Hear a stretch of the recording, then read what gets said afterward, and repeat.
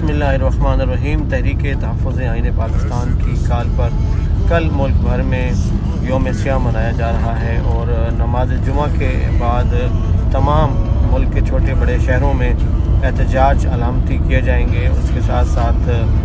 हम अपने तमाम पाकिस्तानियों से अपील करते हैं कि कल वो जब घरों से निकलें तो सियाह पट्टियाँ अपने बाजुओं पर बांधें और हुकूमत के ये जो गैर आइनी इक़दाम हैं, जिस तरह से वो दस्तूर में तरामीम की जा रही हैं, जिस तरह से आइन की पामाली की जा रही है, जो फस्तायत और जुल्म की जो इस वक्त फ़िज़ा है, उसके ख़िलाफ़ अपनी आवाज़ को बुलंद करें और पाकिस्तानियों को बताएं कि किस तरह से हमारे आइन के साथ खिलवाड़ किया जा रहा है, ताकि पूरा मुल्क इस जुल्म के ख़िलाफ़ इकट्ठा हो और इस हुकूमत के ख़िलाफ़ इकट्ठा हो, ताकि हम अपने आइन की और अपने पाकिस्तान की हिफाजत कर सकें। आइन पाकिस्तान जिंदाबाद, पाकिस्तान पाइंदाबाद, आमरीत मुर्दाबाद। ऐसे दस्तूर को, सुबह बेनूर को मैं नहीं जानता, मैं नहीं मानता।